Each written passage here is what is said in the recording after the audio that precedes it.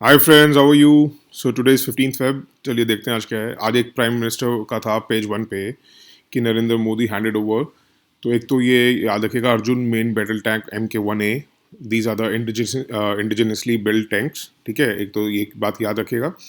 दूसरा, एक बारी अर्जुन मेन बैटल टैंक्स का देखते हैं। ये जो प्रोजेक्ट था वो इनिशिएट हुआ था 1972 में, ये लिख लीजिए, बाय DRDO। और उसकी ही एक लैब है, combat vehicles research and development establishment. ठीक है। और इंडियन आर्मी को जो फर्स्ट बैच मिला था अर्जुन मेन बैटल टैंक का, वो 2004 में मिला था। अब क्या है, ये जिसका थोड़ा सा मॉडिफाइड वर्जन है, Mark 1A। उसमें क्या है कि एक तो 14 अपग्रेड्स हैं, ये लिखने की जरूरत नहीं है, 14 अपग्रेड्स, बस ये याद रखिएगा मेजर अपग्रेड्स हुए हैं। और जो लेटेस्ट वर्जन है उसमें 54.3% है इंडिजिनस कंटेंट, क्योंकि पहले जो अर्जुन टैंक था उसमें 41% हुआ करता था, इसमें 54.3% है। तो सबसे बड़ी बात याद रखने की है कि अर्जुन मेन बैटल टैंक अगर आए इंडिजिनस है, हाँ बिल्कुल इंडिजिनसली बिल्ट है। कंटेंट्स के पूछा जाए, मतलब अगर एक चीज़ सपोज करिए, आपने लेगो देखी होंगी जिसमें आप पार्ट्स जोड़ के खिलौना बनाते हैं, तो वो पार्ट्स जो आपने खिलौना बनाया, आप इंडियन है तो कहा जाएगा इंडिजिनसली बिल्ट। और अगर उसके पार्ट्स जो हैं सपोज करिए वो आपने इंपोर्ट करे थे, तो वो इंडिजिनसली कंटेंट उसका नहीं होगा। बट इसमें जो कंटेंट है वो भी 54.3% जो है इंडिजिनस है। और अगर बात करी जाए थोड़ी सी टैंक्स के ऊपर, तो इंडिया का जो फर्स्ट इंडिजिनस मिलिट्री टैंक था वो था विजेंता। उसको इंडियन आर्मी ने बना हैंडेड ओवर किया था इंडियन आर्मी को 1965 में। विजेंता बनाया था हैवी व्हीकल्स फैक्ट्री चेन्नई ने। और इसका जो डिज़ाइन था, और ये कहाँ का वैसे था, ये यूके का था। ओके। और अगर टैंक्स की बात चल रही तो थोड़ा T90 टैंक्स का देख लीजिए, इतना डिटेल नहीं पढ़ेंगे क्योंकि T90 टैंक्स का भी न्यूज़ पेपर में नहीं आया, ना जनवरी में ना फेब में। उससे पहले आया हो तो आप देख सकते हैं, नहीं तो मुझे बता सकते हैं, मैं इसको थोड़ा डिटेल बता दूंगा। बट T90 टैंक्स जो हैं वो बेसिकली रशियन ऑरिजिन टैंक्स हैं, ये याद रखिएगा, T90 टैंक्स रशियन ऑरिजिन है। बट आजकल हाल फिलहाल में ये इंडिया में बन रहे हैं। और उसी के रिलेटेड जब पेज वन को छोड़ के जब वो आगे जो फर्दर न्यूज़ थी उसके बारे में, तो उसमें डिफेंस इंडस्ट्रियल कॉरिडोर को लेकर था कि मोदी ने कहा कि इंडस्ट्रियल कॉरिडोर है तमिलनाडु में। तो याद रखिएगा, इंडस्ट्रियल कॉरिडोर्स जो बने थे, एक गवर्नमेंट ने जो बनाए थे, वो एक तो उत्तर प्रदेश में बनाया है और एक तमिलनाडु में, ये याद रखिएगा। डिफेंस कॉरिडोर्स हमारे कहाँ कहाँ पे हैं, यूपी में है और एक तमिलनाडु में है। और ये इन डिफेंस कॉरिडोर्स का बनाने का क्या है, बेसिकली वेल एफिशिएंट और प्लान्ड इंडस्ट्रियल बेस बन जाएं, ताकि हमारी डिफेंस प्रोडक्शन को इंक्रीज मिले। उसके बाद पेज वन पे ट्रम्प का था कि बच गए भैया, ट्रम्प भाई साहब हमारे लिए इंपॉर्टेंट नहीं है। पेज सिक्स पे था systematic voters education and electoral participation. ये थोड़ा सा ना कई बार अगर ये देके पूछ सकते हैं कि ये this programme is initiated by parliament of India, क्योंकि पार्लियामेंट में कई बार बात होती है ना कि हमें वोटिंग परसेंटेज बढ़ानी है, ये बढ़ानी है। तो याद रखिएगा, ये प्रोग्राम जो है इलेक्शन कमीशन ऑफ इंडिया का है, ताकि वोटर लिटरेसी बढ़े, को प्रमोट करने के लिए कंट्री के अंदर इलेक्शन कमीशन ऑफ इंडिया का, ये याद ज़रूर रखिएगा। तो उसके बाद एडिटोरियल पे था, एक तो लेफ्ट साइड पे जो कॉलम्स आती हैं वो ज़्यादा इंपॉर्टेंट होती हैं क्योंकि वो बायस्ड नहीं होती हैं, वो एक्चुअल न्यूज़ होती है। हमेशा याद रखिएगा, जब भी आप एडिटोरियल पढ़ेंगे, जो लेफ्ट साइड पे जो कॉलम्स होती हैं, दे दे आर जनरली, अब मैं पर्टिकुलर कोई केस ऐसा हो जाए तो बात अलग है, नहीं तो वो नॉन बायस्ड होती हैं, वो एक्चुअल न्यूज़ होती हैं। तो एक कोरोना को लेके था और एक यूएस का जो येमेन को लेके था, उसका हमें कुछ करने की जरूरत नहीं है, जितना हमने कोरोना और येमेन का हूतीस वगैरह का पढ़ा हुआ है उतना ही बहुत है। उसके बाद पहले नीचे देखने से पहले, कोरोना येमेन के नीचे जो मैंने लिखा है, चलिए ये भी देख ही लेते हैं। पेज 15 पे था, फिर उसके बाद दोबारा एडिटोरियल पे आएंगे जिसमें नोट्स बने हमारे। तो कोरोना येमेन को जो लेके लेफ्ट पार्ट पे था, वो उसमें कुछ भी इंपॉर्टेंट नहीं है।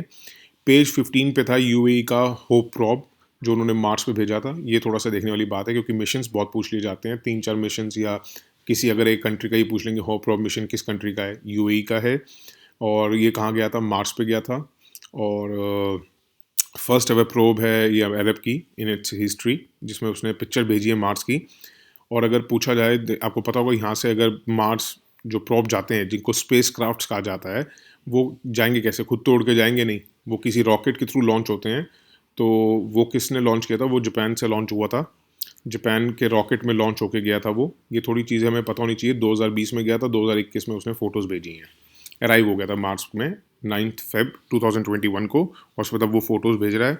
तो याद रखने वाली चीज़ें हैं कि होप प्रोब जो है यूएई का है, वो मार्च पे गया है। लॉन्च जब हुआ था वो जापान के रॉकेट ने किया था। अगर वो पूछ लेते हैं कि इट वॉज लॉन्च्ड, कई बार अगर 3 ऑप्शंस में आ जाए, you never know with UPSC कि it was launched by the UAE rocket, नहीं, वो जापान के रॉकेट से गया था। और उसके बाद एडिटोरियल पे ही था, fuzzy law unclear jurisprudence jurisprudence trample rights. थोड़ी एक्चुअली मेरे क्या अल्सर हुआ है मुंह के अंदर ना, तो इसलिए थोड़ा सा फंबल हो रहा है, डोंट वरी, बट फिर भी मैं बहुत क्लियर बोलने की कोशिश कर रहा हूँ। तो एक तो ये था कि जितना भी हम आपको मैंने पहले भी बता चुका हूँ, बट ये ट्विटर ब्लॉकिंग ये सब हो रहा है, जो वो कई बार पूछ सकते हैं कि किस एक्ट के अंडर हो रहा है, तो याद रखिएगा ये सेक्शन 69A IT एक्ट के अंडर हो रहा है। और उसमें कहा है कि जो सेक्शन 69A एक्ट है, ये इसमें गवर्नमेंट को एम्पावर करती है, जिसमें वो डायरेक्शंस दे सकता है इंटरमीडिएट्स को। इंटरमीडिएट्स क्या होते हैं, जैसे सपोज करिए अगर आपका मैसेज मोदी को दिखाना है और कोई बीच में, चाहे वो फेसबुक हो या ट्विटर हो, उसके थ्रू दिखाना है, तो उसको इंटरमीडिएट कहा जाएगा, क्योंकि भेजने वाले आप थे, देखने वाला मोदी था, बीच में जो इंटरमीडिएट था वो था ट्विटर या फेसबुक या कुछ भी। तो उसके लिए उसको एक्सेस ब्लॉकिंग कर सकते हैं, तो सेक्शन 69A के अंडर कर सकते हैं। तो सेक्शन 69A इनको एम्पावर करता है गवर्नमेंट को कि आप इंटरमीडिएट्स को इशू कर सकते हो डायरेक्शंस कि वो अपने किसी भी पार्ट को ब्लॉक कर सकें जो सॉवरेनिटी, इंटीग्रिटी, नेशनल सिक्योरिटी को लेके हो। और याद रखिएगा 2009 में कई बार ये पूछे थे ब्लॉकिंग रूल्स। आप एक्चुअली बता रहा हूँ क्या टाइम आ रहेगी, the term blocking rules sometimes in reference to.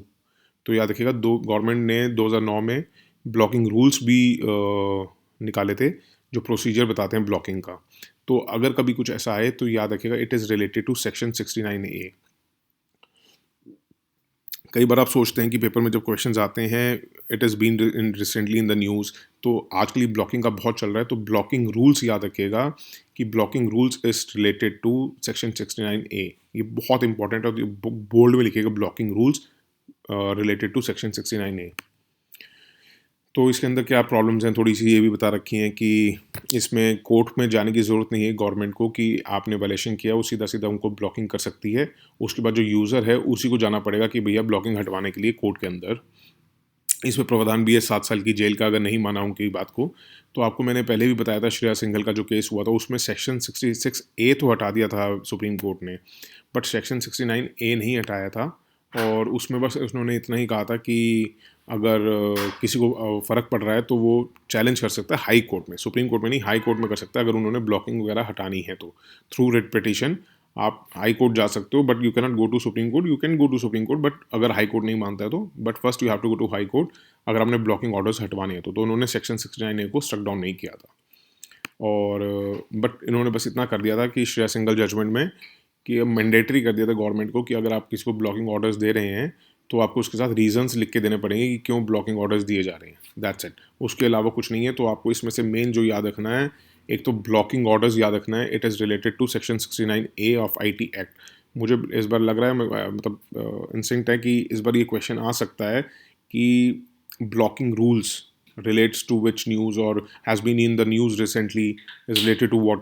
तो ये मतलब जैसे भी घुमा फिरा के आएगा ब्लॉकिंग रूल्स के बारे में, तो ये सेक्शन 69A के उसमें आता है।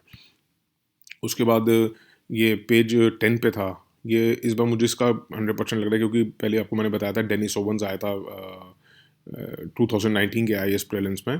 तो ये देखिए, अर्लीस्ट नोन लिविंग एनिमल है डिकिंसोनिया, ये आ सकता है क्योंकि ये भोपाल के पास मिला है, इसके जो फॉसिल्स हैं वो मिले हैं भोपाल के पास।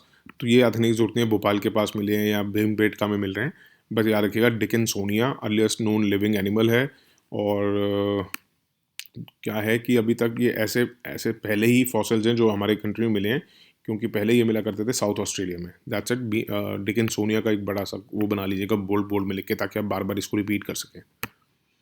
उसके बाद फार्म इनकम को लेके था पेज पे एक डबल द फार्मर्स इनकम, हमने एक स्लोगन निकाला था ये मोदी जी की गवर्नमेंट ने। तो उसका टारगेट था कि हमने फार्मर्स की इनकम डबल करनी है बाय 2022। आपने सिर्फ इतना ही लिखना है, उसके अलावा कुछ नहीं है, क्योंकि इसमें सिर्फ पॉलिटिक्स है। क्योंकि बहुत अच्छी बात पूछी थी वैसे तो शिवसेना के MP ने कि भैया आपने जो क्राइटेरिया तय किया है कि हम डबल करेंगे, तो आपने बेस ईयर क्या रखा है। मतलब सपोज अगर आपको मैं कहता हूँ कि मैं आपको आज से डबल सैलरी दूंगा, तो डबल सैलरी कब की, जो इस महीने आप सैलरी दे रहे थे उसकी, या जो 10 साल पहले सैलरी दे रहे थे उसकी डबल। तो ऐसा कोई क्राइटेरिया नहीं है। तो एग्रीकल्चर मिनिस्टर ने उसको भी आंसर नहीं कर पाया, और उन्होंने ये भी बोला कि किस बेसिस पर आप कैलकुलेट करोगे कि आप डबल हो गई नहीं हो गई, और उससे पहले आपका क्या सोर्सेज हैं कि आपने इनकम निकाल ली है उनकी उस साल की। तो वो कुछ आंसर नहीं था, बस ये सब पॉलिटिकल वेंडेटा था। तो उन्होंने कहा कि हमारी 7 स्ट्रैटेजीज थी। ये थोड़ी इंपॉर्टेंट है कि 7 स्ट्रैटेजीज जिससे हमारी फार्म इनकम इंक्रीज हो सकती है। इसमें हमें ये नहीं है कि 7 स्ट्रैटेजीज जिसमें गवर्नमेंट ये देख रही है हमने इनकम इंक्रीज करनी है या बीजेपी वाले क्या चाह रहे हैं। हमें हमारा देखने का ये होना चाहिए कि 7 स्ट्रैटेजीज कौन सी हो सकती हैं कि जिससे फार्मर्स की इनकम डबल हो सके। तो एक तो improvement in crop and life stock productivity, तो ये मेंस वाले आप पॉइंट बना लीजिए, और प्रीलिम्स वाले तो ये देखिए improvement in crop and life stock productivity आएगा तो आपको वैसे ही समझ आ जाएगा अगर ऑप्शंस में आएगा। Savings in production cost through efficient use of resources, ये आएगा तो आपको समझ आ जाएगा, तो इसको समझाने की जरूरत नहीं है। Higher cropping intensity and diversification towards high value crops, ये थोड़ा सा देख लीजिए। अगर हम डाइवर्सिफाई करेंगे जिनकी हाई वैल्यू, जिसका दाम ज़्यादा मिले, उस क्रॉप्स की तरफ हमें डाइवर्सिफाई करना है और क्रॉपिंग इंटेंसिटी बढ़ानी है, तो ये थोड़ा सा इंपॉर्टेंट है। दूसरा क्या है, बेटर प्राइस रियलाइजेशन, ये आप समझ आएंगे। And a shift to non farm jobs, तो नॉन फार्म जॉब्स का अगर हमारे 4 ऑप्शंस में ये आता है तो हमें लगेगा कि यार नॉन फार्म जॉब से हम एग्रीकल्चर इनकम कैसे बढ़ाएंगे। बट याद रखिएगा नॉन फार्म जॉब्स का भी उन्होंने कहा था एग्रीकल्चर इनकम को बढ़ाने के लिए, ये भी एक स्ट्रैटेजी थी जिससे हम एग्रीकल्चर इनकम बढ़ा सकते हैं। तो चाहे ये ऊपर वाले पॉइंट्स लिखो ना लिखो आप, क्योंकि ये तो इटसेल्फ मतलब अगर उनको आप पहली लुक में देखेंगे तो आप प्रीलिम्स में ये सॉल्व कर पाएंगे। But shift to non farm jobs देखने के बाद आदमी को लगेगा कि शिफ्टिंग करने से नॉन फार्म जॉब्स की तरफ, तो इससे हमारी product increasing in agriculture income कैसे होगा। तो ये पॉइंट लिख लीजिए क्योंकि इसमें आप कंफ्यूज हो सकते हैं पेपर के टाइम पे। अब बात करते हैं इस एडिटोरियल की जो ये आईटी एक्ट को लेके आया है। इसको इतना ही जितना मैंने आपको प्रीलिम्स के लिए बताया है सिर्फ उतना ही रखिएगा, क्योंकि मेंस के लिए ये ठीक नहीं है। देखिए आपके अपने अपने जो व्यूज़ बनाने आप बना सकते हैं आपस में, अगर आपने आर्ग्यू करना है, और नॉर्मल लाइफ में एक आदमी को न्यूज़ का पता होना चाहिए कि क्या चल रहा है क्या चीज़ नहीं चल रही।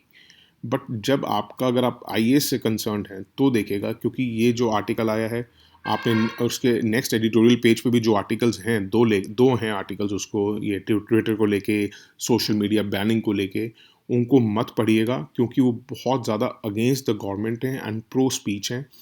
इतने ज़्यादा अगेंस्ट आप नहीं लिख सकते पेपर में। देखिए आपके व्यूज़ चाहे कैसे भी हों, अगर आप सपोज़ अगर मैं आपसे आज पूछूं इंडिया पाकिस्तान में लड़ाई हो रही है, हम हमारा अंदर से जो मन करता है वो करता है कि भैया जाके अंदर जाके उनको मार दो और पाकिस्तान को ही ख़त्म कर दो।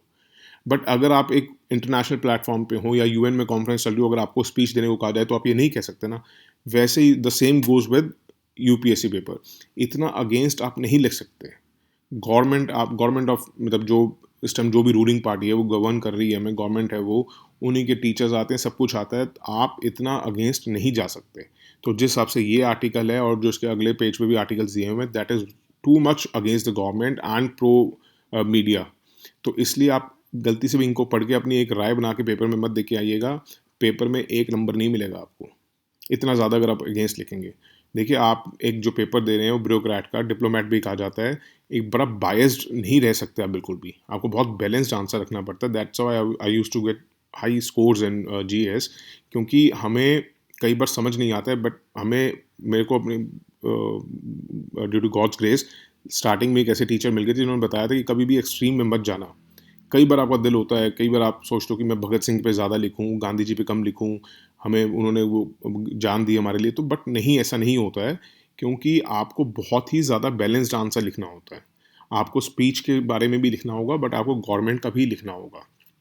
तो जितने भी तीनों चारों आर्टिकल्स दिए हुए हैं ये बहुत ज़्यादा लेफ्ट को वो करते हैं प्रेजेंट, तो इसलिए इतना ज़्यादा पढ़ने के बाद अपने एक व्यू मत बना लेना। न्यूज़पेपर में जो भी आ रहा है आप अपना दोस्तों में, फ्रेंड्स में, फैमिली के साथ अगर आपने बहस करनी है आप कर सकते हो, बट जब पेपर आता है गवर्नमेंट का तो अपने गवर्नमेंट के हिसाब से भी सोचना होगा कि कैसे आपको गवर्नमेंट चलानी है हिंदुस्तान की, आपको कंट्रोल्स रखने पड़ेंगे कई। तो इसलिए कभी भी क्वेश्चन को अटैम्प्ट देने बैठें या इंटरव्यू जो देने जा रहे हैं, कभी भी इतना ज़्यादा एक्सट्रीम में मत जाना, बहुत बैलेंस्ड रखना अपने आप को। तो इन आर्टिकल्स को अगर आप पढ़ोगे तो आप बैलेंस्ड नहीं रहोगे, आपको लगेगा गवर्नमेंट बिल्कुल गलत कर रही है। तो थोड़ा सा देख के चलिएगा। जितना मैं और प्रीलिम्स वालों के लिए जितना मैंने बताया सिर्फ उतने नोट्स बनाइए, उससे ज़्यादा कुछ करने की ज़रूरत नहीं है। और अगर आपको आज स्पीच थोड़ा लग रहा हो तो मेरे मुंह में तो एक्चुअली थोड़ा अल्सर हुआ हुआ है, तो दर्द हो रहा था तो मैं बोल नहीं पा रहा हूँ प्रॉपरली, बट आई थॉट मुझे जाना तो चाहिए। तो आई assume I was audible enough, and that's it. Thank you so much for listening. Have a good day. Bye. Take care.